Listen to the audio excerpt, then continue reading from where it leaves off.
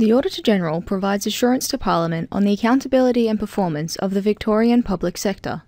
The Auditor-General conducts financial audits and performance audits and reports on the results of these audits to Parliament.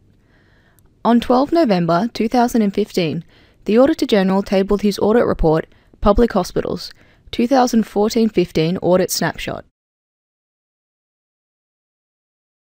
This report covers the results of the 2014-15 financial audits for the public hospital sector, consisting of 87 public hospitals and 19 controlled entities. All audited entities have received clear audit opinions. Key messages of this report. Hospitals face short and long-term financial sustainability risks. The sector, after adjusting for capital funding, had shown deficits from operations of more than $700 million annually in the past 5 years.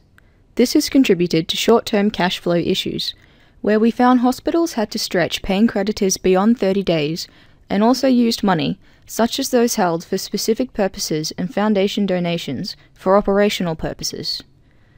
Targets for creditors and debtors have also been set at 60 days. As hospitals are not funded for depreciation and have been unable to build up surpluses, consequently they face long-term financial sustainability risks to enable them to fund new or replacement assets as required. The government funding model for public hospitals is complex. We have provided a high-level overview of the flow of funds between the Commonwealth, state government and the hospitals. This is only in Victorian context. Hospitals basically receive 3 types of funding: activity-based funding, block funding, and other, one-off specific purpose grants such as capital. All of this is in line with the National Health Reform Agreement 2011. The funding is managed through the state pool account. Key balances for the sector are based on the consolidated financial statements of the 87 hospitals, which is split into 4 cohorts based on their location, catchment population and size. The sector had a turnover of $13.2 billion, with public hospitals receiving $10.7 billion in government funding, or 83% of their revenue. Last year it was also 83%. Government funding includes capital funding of $700 million. The composition of revenue is consistent with last year. Total expenditure was $13.3 billion, of which the major expense is employees, which makes up 66.4%. The final net result for the sector was a comprehensive net deficit of $165.9 million.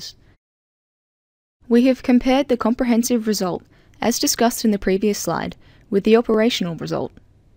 As shown in the graph, this has resulted in the sector showing an operating deficit of $775 million in the current year and a consistent deficit of more than $700 million for previous years. Although hospitals are not funded for depreciation, they still need to fund this. However, they have not generated sufficient surpluses for this purpose. This generates longer-term sustainability risks for hospitals. 5 financial sustainability risk indicators are assessed across each of the 87 consolidated hospitals.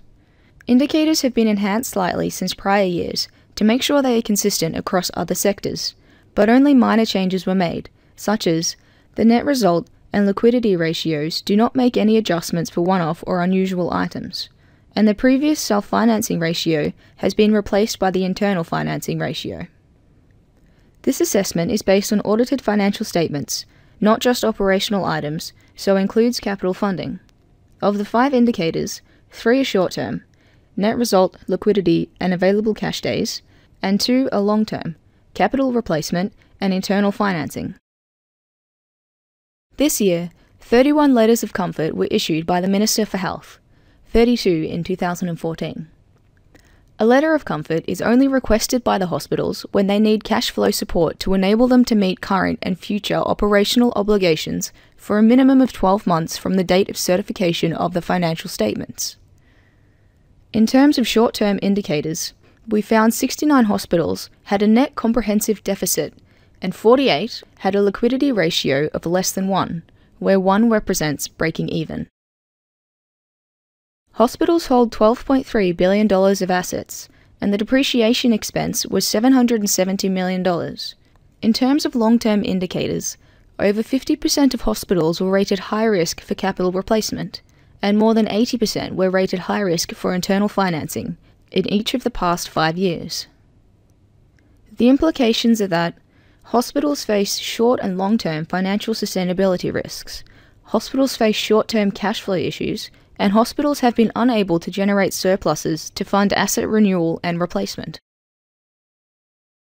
In summary, we made 6 recommendations in this report. Of the 6 recommendations, the department has accepted the 4 that were directed at hospitals. It was disappointing the department did not accept, or only partially accepted, the 2 recommendations directed to them. The Acting Auditor-General has responded to the department in Appendix E of our report.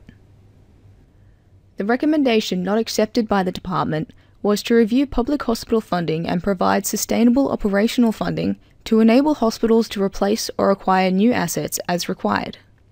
We have found that capital revenue is not awarded evenly across the hospitals, and they have not been able to generate sufficient surpluses to fund asset replacement and renewal. This has resulted in the sector showing indicators of high risks in capital replacement and internal financing, as previously discussed. The department's emphasis on results excluding capital revenue or depreciation does not address the longer-term risks and could ultimately impact the quality and variety of services provided by public hospitals. The other recommendation, which the department has only partially accepted, was to review and set commercially accepted targets for terms of trade with creditors and debtors, in line with state government policy. Here, the Acting Secretary only supports in principle, and this is subject to consideration of funding. This is not in line with state government policy of 30 days, as the current target for hospitals is 60 days. The takeaway from this report is, the sector has generated a net deficit from operations of more than $700 million in each of the past 5 years. Hospitals face short and long-term financial sustainability risks, and hospitals face short-term cash flow issues, and in the long term they are unable to generate sufficient surplus for asset renewal and replacement. In conclusion, the funding model for the hospital sector needs to be reviewed and be financially sustainable for all hospitals. Our report also highlights public hospital boards' inability to adequately align their responsibilities to report a financially sustainable entity when they are unable to cover their operating expenses with their operational revenue. All our reports are available on our website. If you have any questions about this or other reports, or if you have anything else you would like to discuss with us, including ideas for future audit topics, please call us on 038601 7000 or contact us via our website.